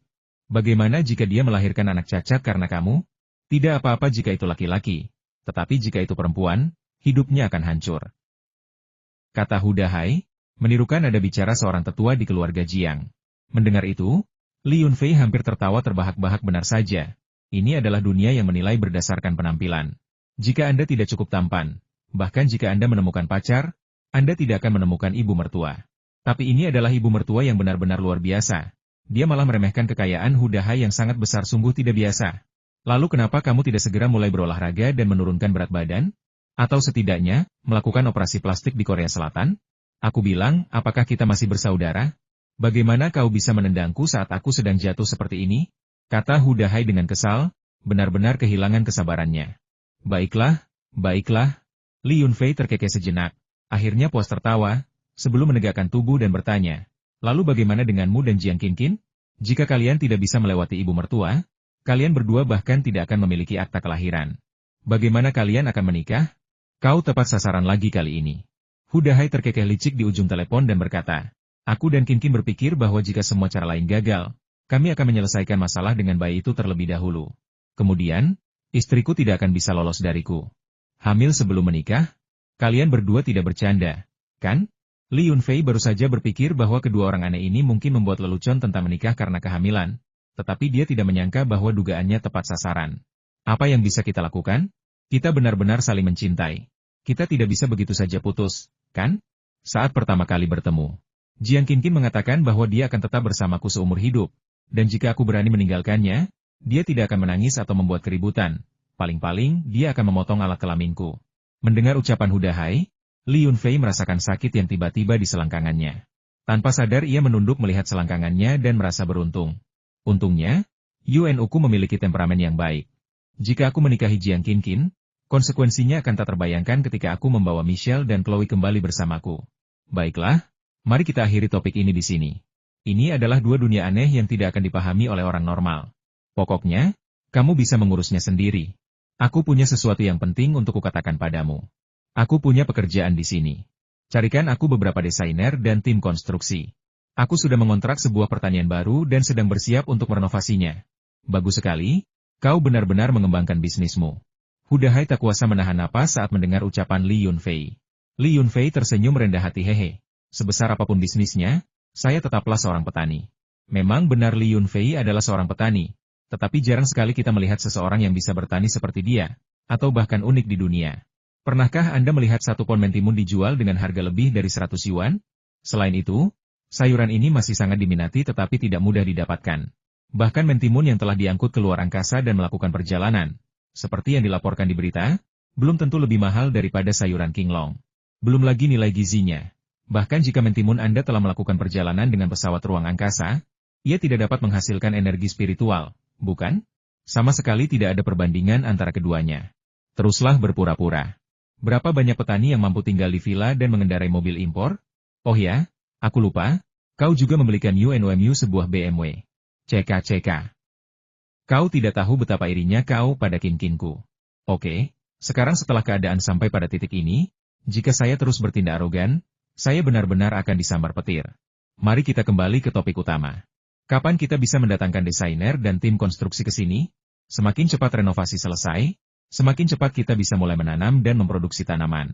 Selain itu, Li Yunfei tidak ingin truk-truk besar yang membawa material bangunan datang dan pergi sepanjang hari selama Pekan Emas Hari Nasional, menimbulkan awan debu. Kota Qinglong akhirnya mencapai skala pariwisatanya saat ini. Dia tidak bisa membiarkan tindakannya merusak mata pencaharian kota tersebut. Ketika menyangkut hal-hal serius, Hudahai menjadi serius jika Anda terburu-buru. Saya bisa mengumpulkan semuanya siang ini. Itu akan lebih baik. Li Yunfei berpikir sejenak lalu berkata, maksudku, jika kita bisa mulai bekerja malam ini juga, aku tidak keberatan menggandakan upah per jam. Yang terpenting adalah cepat. Lagi pula, Anda adalah orang yang boros, bayarlah upah yang cukup, dan banyak orang akan bersedia melakukannya. Baiklah, kamu bisa menungguku di rumah. Setelah menyelesaikan pengaturan dengan Hudahai, Li Yunfei tidak beristirahat. Dia mengangkat telepon dan menghubungi perusahaan yang telah memasang pagar untuk ladang nomor 1. Saat telepon terhubung, penanggung jawab langsung mengenali peternakan di Lijiashai, kota Qinglong. Ini adalah pelanggan besar. Pesanan pertama mereka melibatkan pemasangan pagar untuk area peternakan pegunungan yang luas, dan kemudian mereka menambahkan pagar untuk peternakan babi. Mengingat ukuran perusahaan mereka, ini adalah salah satu dari sedikit pesanan besar yang bisa mereka dapatkan. Persyaratan Li Yunfei untuk mereka persis sama dengan persyaratan Hudahai akan lebih baik jika mereka dapat mendatangkan tim instalasi sekarang dan mulai bekerja dalam semalam. Secepat mungkin, uang bukanlah masalah. Meskipun keinginan yang begitu besar untuk meminta pihak lain melakukan pembangunan dan pemasangan mungkin akan berujung pada harga yang sangat mahal, jumlah uang itu hanyalah setetes air di lautan bagi Li Yunfei, selama fasilitas perangkat keras eksternal selesai dibangun. Yang perlu Anda lakukan hanyalah mempekerjakan pekerja untuk mengolah lahan, dan Anda bisa mulai menanam sayuran naga hijau. Pada saat itu, bukankah banyak uang akan masuk seperti semburan air? Setelah mendengar itu, orang yang bertanggung jawab tidak langsung menutup telepon. Ia berdiskusi dengan orang-orang di sekitarnya selama beberapa menit sebelum memberikan penawaran harga satuan kepada Li Yunfei, yang berarti berapa biaya pemasangan per meter. Li Yunfei terlalu malas untuk berdebat dengan mereka lebih lama lagi, jadi dia langsung mengambil keputusan. Kalian tahu tempatnya, kan? Datang saja langsung. Luasnya sekitar 60 hektar. Sebaiknya kalian segera membawa pagar kawat berduri yang cukup. Adapun sisa setelah pemasangan, akan saya ambil semuanya untuk perawatan di masa mendatang. Berhadapan dengan pelanggan yang begitu murah hati, pihak lain hampir tertawa terbahak-bahak di telepon. Setelah konstruksi eksternal selesai, yang tersisa hanyalah menangani sawah-sawah di bagian dalamnya. Sawah-sawah tersebut telah dikeringkan sebelum panen, tetapi karena saluran irigasi tidak ditutup dengan benar, dan beberapa hujan lebat sejak awal musim panas menyebabkan permukaan air sungai Siandai sedikit naik, yang mengakibatkan hanyutnya 3 saluran irigasi yang semula ditutup, dan air sungai mengalir ke beberapa sawah. Saat ini, jika Anda ingin menanam sayuran, air di sawah harus dikeringkan. Namun, pembangunan fasilitas eksternal dan transformasi lahan pertanian tidak bertentangan dan dapat dilakukan secara bersamaan. Sama seperti ketika ladang nomor 1 membangun villa, penanaman sayuran di ladang tersebut tidak berhenti. Memikirkan hal itu, Li Yunfei bersiap untuk menghadapinya. Tetapi dia baru saja berdiri dari sofa dan belum keluar dari pintu villa ketika Yang Yunu memanggilnya suami. Kamu mau pergi kemana?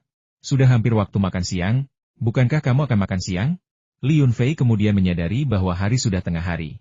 Namun, tim konstruksi akan datang sore ini. Jika kita tidak membereskan sawah sekarang, ketiga kelompok orang akan sibuk sekaligus, dan masalah pasti akan muncul. Lebih baik berhati-hati daripada menyesal. Aku tidak mau makan lagi. Nanti Lao Zheng akan membuatkanmu makanan enak. Aku harus menyelesaikan pekerjaanku di peternakan nomor 2 dulu. Yang Yunu membuka mulutnya, tetapi akhirnya ia membiarkan Li Yunfei pergi. Namun, ia tidak lupa mengingatkannya jika kamu tidak suka, kamu bisa meminta kakakmu untuk membawakanmu makanan. Kamu tidak boleh melewatkan makan siang. Mendengar kata-kata hangat istrinya, Li Yunfei tersenyum, berbalik, dan melambaikan tangan kepadanya sebelum pergi. Setelah berada di luar, Li Yunfei menyalakan truk pickup Dodge miliknya yang sudah lama tidak terpakai. Memuat pompa air miliknya sendiri ke bak belakang, dan setelah berpikir sejenak, ia pun berangkat. Namun, tujuannya jelas bukan peternakan nomor 2, melainkan tambak ikan yang baru saja dikontraknya. Daya satu pompa air sudah cukup untuk mengairi sebagian kecil sawah tersebut, tetapi demi efisiensi, akan lebih hemat waktu jika pergi ke tambak ikan untuk mengambil 2 pompa air lagi agar dapat bekerja bersama. Selain itu, meratakan lahan dan membersihkan gulma juga merupakan pekerjaan yang cukup besar. Jika Li Yunfei mengerjakannya sendiri, Entah berapa lama waktu yang dibutuhkan. Akan lebih baik jika memanggil beberapa pekerja lagi untuk ikut serta. Jika mereka cukup efisien, transformasi lahan dapat diselesaikan dalam 1 sore. Begitu mobil Li Yunfei memasuki tambak ikan. Bahkan sebelum berhenti sepenuhnya, Li Tiesu dengan cepat menghampirinya untuk menyambut Fua sudah datang. Hehe, kudengar kau kembali 2 hari yang lalu. Tapi kupikir kau dan Yuen sudah lama tidak bertemu. Pasti kalian sedang bermesraan, jadi aku tidak mengganggu kalian. Saya baru saja mengatakan hari ini bahwa saya akan pergi dan melapor kepada Anda, Bos Besar, tentang situasi di tambak ikan. Bos Besar apa? Paman Tiesu, kau hanya mempermainkanku. Li Yunfei merasa geli sekaligus jengkel, melambaikan tangannya berulang kali. Li Tiesu cukup senang dengan sikap Li Yunfei. Lihatlah Fua, dia sekarang sukses dan masih begitu bijaksana. Jika itu orang lain, apakah mereka akan mengenali siapa aku, Li Tiesu, dan memanggilku Paman Tiesu? Apa maksudmu dengan kumuh? Kau orang terkaya di kota Qinglong. Ayo, biar kutunjukkan kolam ikannya. Sambil berkata begitu, Li Tiesu menarik Li Yunfei menuju kolam ikan. Kolam-kolam ikan sebelumnya telah dibersihkan dan diisi dengan benih ikan air tawar. Melihat permukaan danau yang berkilauan tempat ikan-ikan yang lincah sesekali berenang, Li Yunfei mengangguk puas. Namun, saya belum mengisi kembali kolam-kolam ini dengan air mata air luar angkasa selama sebulan saya berada di pegunungan. Efek air mata air yang saya tambahkan mungkin sudah habis sejak lama. Sepertinya saya harus datang ke sini sendirian malam ini dan mengerjakannya untuk sementara waktu. Menurut Li Tiesu, benih ikan di beberapa kolam ikan tumbuh dengan sangat baik. Li Tiesu bahkan takjub bahwa benih ikan di kolam yang diberi pakan perangsang pertumbuhan tumbuh lebih cepat dan memiliki sifat yang lebih kuat dan liar dibandingkan benih ikan di kolam lain yang diberi pakan biasa. Mendengar itu, Li Yunfei sama sekali tidak menanggapi perkataan Li Tiesu. Ia hanya menyuruh 2 pekerjanya menangkap beberapa ikan dengan jaring. Setelah memeriksa ukurannya, ia mendapati bahwa ikan-ikan itu memang tumbuh dengan baik. Jika jumlah air mata air terisi kembali dengan tepat malam ini, ikan-ikan itu pasti akan tumbuh lebih besar lagi. Tak lama kemudian, ia bisa menghubungi Raja Ikan Sichuan di kota untuk datang dan mengambil ikan-ikan tersebut.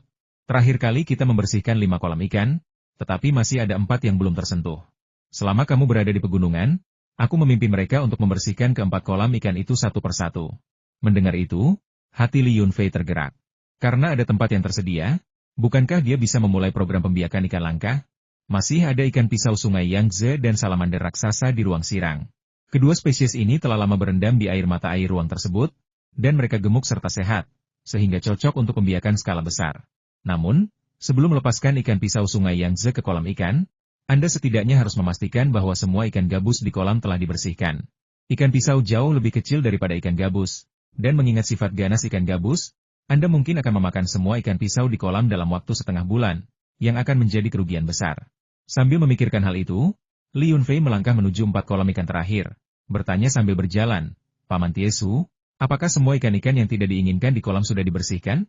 Pastikan tidak ada ikan kakap hitam yang lolos dan memakan benih ikan yang baru ditambahkan. Saya berencana untuk memelihara ikan langka di ke-4 kolam ini. Mendengar itu, Li Tiesu segera menepuk dadanya dan berkata, apakah kamu tidak percaya Paman Tiesu bisa menangani semuanya?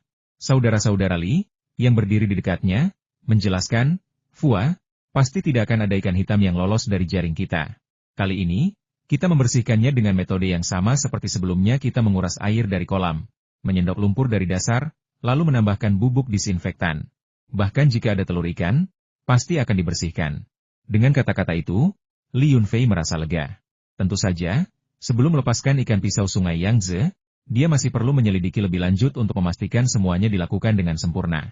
Bagaimanapun, ikan pisau sungai Yangtze sangat langka dan berharga, bahkan lebih langka daripada salamander raksasa. Setelah berjalan-jalan mengelilingi kolam ikan, Li Yunfei akhirnya mulai bekerja. Paman Tiesu, tinggalkan 1 orang untuk menjaga kolam ikan, dan pekerja lainnya akan ikut denganku ke sawah di utara. Hujan terlalu deras akhir-akhir ini, dan 2 saluran irigasi hanyut, sehingga sawah tergenang air. Saya hanya punya 1 pompa air cadangan di rumah, dan itu terlalu lambat, jadi saya ingin membawa kedua pompa air ke sini untuk membantu mengeringkan air dari sawah. Saya juga ingin para pekerja meratakan sawah dan membersihkan gulma agar saya bisa mulai menanam sayuran di sana. Oke, mari kita muat pompa air ke batrukmu dulu. Lalu kita akan pergi ke sana setelah para pekerja selesai makan siang. Li Yunfei tiba-tiba menyadari bahwa tidak masalah jika dia tidak makan. Tetapi ketika waktu makan tiba, para pekerja tidak bisa terus bekerja dengan perut kosong, bukan?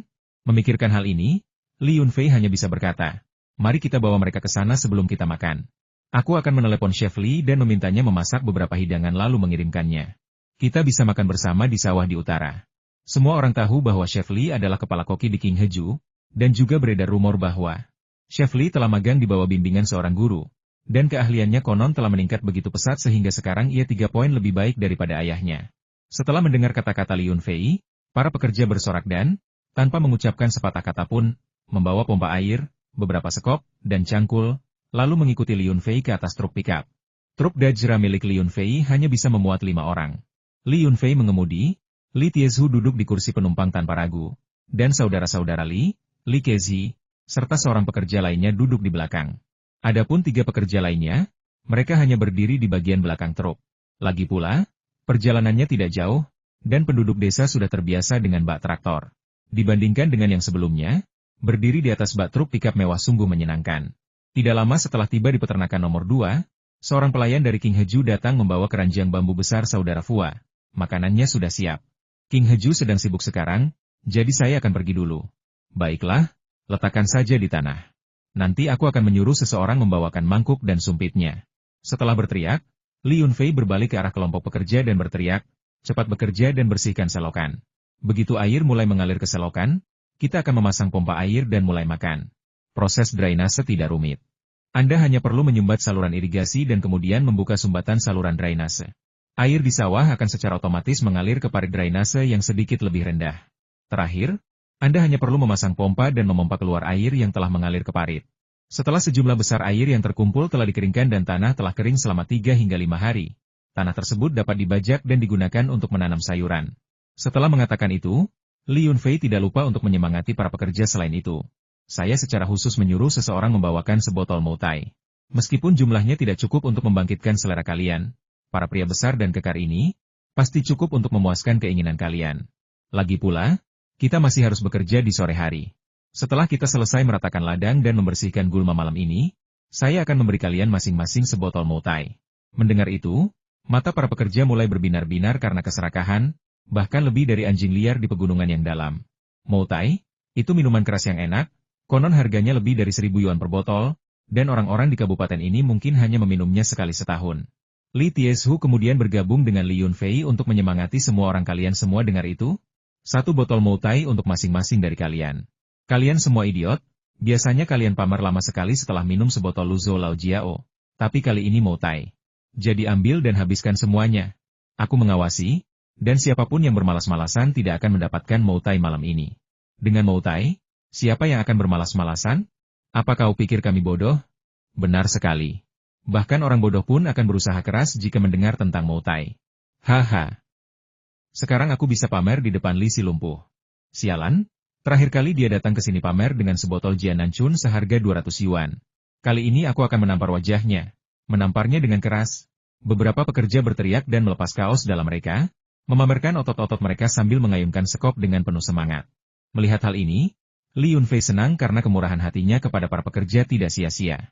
Meskipun minuman keras moutai mahal, itu bukan apa-apa bagi Li Yunfei. Setiap kali seorang teman datang, dia akan membawa beberapa peti moutai sebagai hadiah.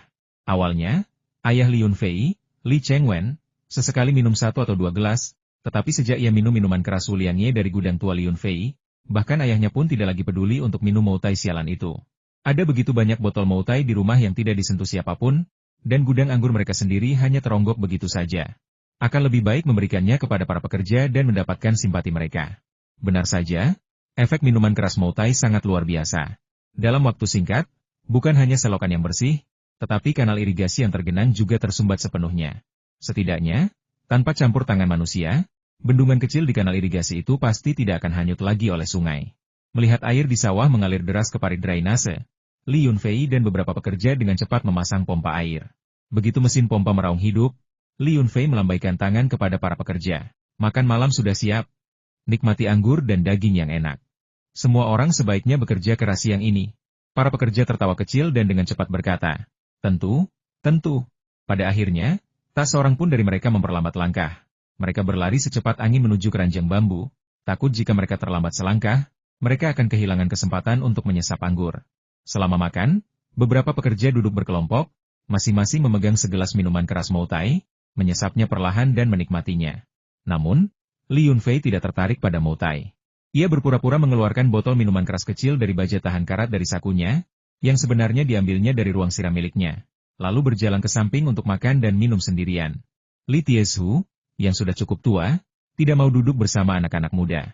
Sebaliknya, ia berjalan menghampiri Li Yunfei, membawa makanan di satu tangan dan mangkuk kosong di tangan lainnya, lalu dengan bercanda meminta minuman kepada Li Yunfei dengan suara rendah, seolah takut dilihat hehe, yang lain minum Mo Tai, tapi kau, Fuazi, bahkan tidak meliriknya. Aku tahu aku tidak salah, kau punya simpanan rahasia, mungkin bahkan lebih berharga daripada Mo Tai. Li Yunfei menatap Li Tiezhu, yang matanya berbinar-binar, dan tak kuasa menahan tawa dan tangis. Ia hanya bisa menuangkan setengah mangkuk kecil untuknya. Ini bukan anggur yang enak, ini hanya Wu Liangxiao berusia 10 tahun milik kakek kelimaku. Tentu saja, Wu Liangxiao ini telah ditingkatkan oleh energi spiritual ruang kecil, dan rasanya berkali-kali lebih enak daripada anggur asli kakek kelimaku. Li Tiezhu menyesapnya dan langsung tampak gembira. Ini benar-benar minuman keras Wu Liangye milik tuan kelima yang sudah lama disimpan. Aku tidak tahu sudah berapa lama aku tidak meminumnya. Beliau selalu menyimpannya sebagai harta berharga. Aku tidak pernah menyangka kau, Fua, bisa mendapatkannya untukku. Li Tiezhu jarang minum anggur tua pusaka kakek kelimanya, jadi dia tidak bisa merasakan perbedaannya. Dia hanya berasumsi bahwa anggur tua pusaka kakek kelimanya memang seperti itu, memabukkan dan nikmat. Setelah meneguk 2 tegukan besar, Li Tiezhu akhirnya memuaskan hasratnya akan alkohol. Dia melirik sekelompok pekerja yang berisik itu dan bertanya kepada Li Yunfei, Fua, apakah tidak pantas bagimu untuk memberi mereka hadiah semurah hati ini? Sebotol Mo Tai sangat mahal. Itu setara dengan setengah gaji bulanan mereka. Jika pekerja lain di peternakan mengetahuinya, mereka mungkin akan membicarakanmu di belakang bahwa kamu berpihak pada pekerja peternakan ikan. Kata-kata Li Tiezhu sedikit mengejutkan Li Yunfei. Dia belum memikirkan masalah ini, tetapi karena sudah terlanjur mengatakannya, tidak mudah untuk menariknya kembali. Namun, setelah berpikir sejenak, dia menyadari bahwa sebotol Mo Tai bukanlah apa-apa. Sebelum rekrut pekerja tambak ikan, dia telah memberikan bonus akhir tahun kepada pekerja lain di tambak, berkisar antara 5.000 hingga 10.000. Dibandingkan dengan sebotol Mo Tai, bobot uang tunai jelas terlihat, jadi tidak perlu khawatir soal gosip. Memikirkan hal itu, Li Yunfei berkata, tidak apa-apa. Meminta mereka membantu di pertanian baru hari ini sudah di luar lingkup pekerjaan mereka. Mereka pantas diberi penghargaan. Pertanian ini harus merekrut pekerja lagi nanti, dan kesempatan sebaik ini tidak akan datang lagi. Tentu saja. Paman Tiezhu juga perlu menjelaskan hal ini kepada mereka. Hari ini adalah hari istimewa. Itulah sebabnya ada hadiah tambahan. Kita tidak ingin mereka mengembangkan kebiasaan buruk dan berpikir bahwa perlakuan baik adalah hal yang pasti di masa depan. Mendengar itu, Li Tiezhu mengangguk berulang kali. Saya mengerti. Saya akan menjelaskannya kepada mereka ketika saya kembali nanti malam. Setelah mengatakan itu, Li Tiezhu melirik lagi ke arah pertanian baru yang luas itu dan mau tak mau bertanya apakah pertanian ini membuka lowongan?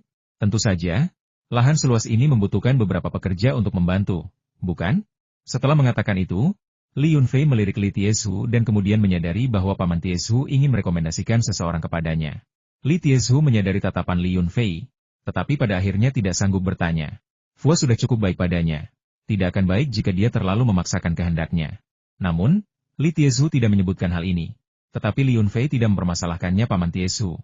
Ketika peternakan nomor 2 ini resmi beroperasi, bisakah Paman membantu saya mencari kandidat yang cocok?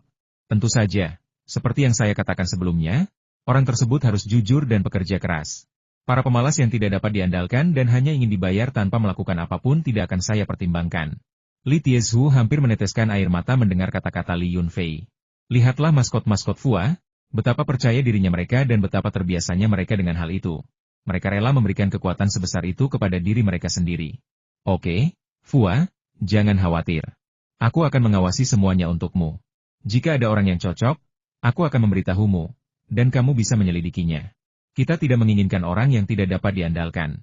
Dalam istilah perkotaan, kita sekarang dianggap dalam semacam manajemen perusahaan. Ini manajemen perusahaan, hahaha. Oke, Paman Tiezhu, kau sudah tahu istilah ini sekarang. Lumayan. Kau tahu apa posisimu sekarang? Terhibur oleh Li Tiezhu, Li Yunfei tertarik dan dengan cepat memakan beberapa suapan makanan dan minum anggur sambil mengobrol dengan Li Tiezhu. Posisi saya? Mandor? Tidak. Itu sebutan tim konstruksi untuk saya. Bawahan bos adalah manajer? Li Tiezhu ragu sejenak sebelum bertanya dengan ragu. Benar, saya manajer Tiezhu. Sekarang kamu bisa memperkenalkan diri kepada orang-orang ketika mereka bertanya tentangmu. Saya Li Tiezhu. manajer Departemen Produksi Perikanan Qinglong dari perusahaan pertanian dan produk sampingan Qinglong di kota Qinglong. Li Yunfei terkekeh aneh. Mendengar itu, Li Tiezhu menepuk pahanya dan berseru, "Wow, dengar judul-judul ini, kedengarannya sangat nyata. Apakah itu berarti aku bisa mendapatkan kartu nama seperti orang-orang kota? Kau tahu apa? Ini nyata, bukan hanya tampak nyata. Soal kartu nama, hehe, setelah saya menyelesaikan urusan di peternakan nomor 2 dalam beberapa hari lagi, saya akan meminta seseorang mencetaknya. Bukan hanya milikmu, tapi juga milik saudaraku Li Qingmu, iparku Yudi, dan Maudan. Peternakanku sudah terdaftar sebagai perusahaan, jadi kalau kita mau melakukan ini, mari kita buat lebih terstandarisasi lagi. Lagi pula, di masa depan, ketika pelanggan datang untuk mengambil produk pertanian, Andalah yang akan menghubungi mereka. Saya hanya akan menghubungi bos dari para pelanggan. Jadi, Paman Tiezhu, apakah Anda yakin bisa menjadi manajer yang baik? Li Yunfei sudah lama ingin mengkoordinasikan dan merencanakan personel. Tetapi karena ia telah berturut-turut mengontrak pertanian dan tambak ikan baru, jumlah personel juga meningkat, sehingga masalah ini belum diatur. Ya. Tentu saja, ya. Haha. Aku tidak pernah menyangka Li Tiezhu, akan menjadi seorang manajer suatu hari nanti. Memikirkannya saja sudah membuatku bersemangat. Ini adalah suatu kehormatan. Sekarang, Li Tiezhu dianggap sebagai orang yang memiliki kedudukan dan status tertentu di Li Jiashai. Begitulah sederhana dan jujurnya sifat orang pedesaan. Meskipun manajer ini hanya memiliki beberapa pekerja di bawahnya, ia sangat gembira. Makan siang teratasi dengan sangat mudah. Meskipun semua pekerja minum alkohol, sebotol Moutai dibagi di antara begitu banyak orang sehingga mereka hanya mendapat cangkir kecil. Dengan kapasitas minum orang-orang ini, jumlah alkohol sebanyak itu tidak akan menimbulkan masalah. 3 pompa air di samping selokan itu sangat efisien. Dalam waktu yang dibutuhkan untuk makan, air di selokan itu sudah mengering. Kecuali beberapa lubang dan cekungan tempat sedikit air masih menggenang, sebagian besar sawah lainnya tertutup lumpur hitam sepenuhnya. Sekarang, sawah hanya perlu dibiarkan mengering secara alami selama beberapa hari sebelum dapat dibajak dan kemudian penanaman sayuran dapat dimulai. Pekerjaan para pekerja di sore hari cukup sederhana meratakan lahan yang tidak tergenang air dan mencabut gulma yang tumbuh di lahan tersebut. Hanya itu saja. Hadiah untuk tugas sesederhana itu adalah sebotol minuman keras Moutai. Jelas, antusiasme semua orang terhadap pekerjaan itu sangat tinggi. Bahkan tanpa pengawasan Li Yunfei dan Li Tiezhu, semua orang bekerja keras dan berkeringat deras. Sekitar pukul 230, Hu Dahai menelepon untuk memberitahu Li Yunfei bahwa dia telah tiba di ladang nomor 1 bersama anak buahnya dan menanyakan di mana dia berada. Hu Dahai tidak mengetahui lokasi ladang nomor 2, jadi Li Yunfei dan Li Tiezhu saling memberi petunjuk dan kembali ke ladang nomor 1. Ketika mereka kembali ke peternakan nomor 1, Land Rover milik Hu Dahai terparkir di ruang terbuka halaman, dan ada juga sebuah minivan. Kedua kendaraan itu kosong, jadi Li Yunfei berjalan masuk ke villa. Seperti yang diperkirakan, Hu Dahai sedang beristirahat di villa. Selain desainer dan insinyur yang dibawanya, Jiang Qinqin, yang sudah lama tidak ia temui, juga datang ke ruang tamu. "Hei, Wakil Presiden Jiang, sudah lama kita tidak bertemu. Kita tinggal berdekatan, tapi kau tidak pernah berkunjung. Kenapa kau buru-buru datang begitu?" Hu Dahai tiba. Li Yunfei menggoda sambil tersenyum saat memasuki ruang tamu. Jiang Qinqin sedang mengobrol dengan Yang Yunu ketika dia mendengar suara Li Yunfei dan langsung memutar matanya. "Wakil Presiden, ya? Orang luar mengira aku hebat, tapi sebenarnya aku hanya melakukan kerja keras di bawah kalian berdua. Kamu begitu ceroboh. Kamu selalu pergi berkemah dan menjelajah pegunungan, bahkan bisa pergi selama sebulan penuh. Kamu tidak peduli dengan perusahaan perlindungan lingkungan. Baiklah, tapi perut UNU sudah sangat besar, dan kamu masih tega pergi ke pegunungan? Bagaimana kamu tahu aku belum pernah ke rumahmu? Saat kamu tidak di sini, aku datang untuk menemani UNU setiap beberapa hari sekali. Setelah Yang Yunu hamil, perusahaan perlindungan lingkungan sepenuhnya dikelola oleh Jiang Qinqin. Bahkan, Li Yunfei dan istrinya menjadi manajer yang sama sekali tidak terlibat langsung. Ketika ada bisnis, Jiang Qinqin akan mengirim seseorang untuk mengumpulkan tanaman air, membuang tanaman air tersebut ke sumber air yang tercemar, dan kemudian mereka tidak perlu khawatir tentang apapun. Mereka hanya bisa duduk santai dan menunggu untuk menerima uang. Tentu saja, Li Yunfei sangat murah hati dalam memperlakukan Jiang Qinqin. Setidaknya setara dengan gaji para eksekutif puncak di perusahaan-perusahaan provinsi. Selain 5 jaminan sosial dan 1 dana perumahan, ia juga menerima gaji bulanan puluhan ribu yuan.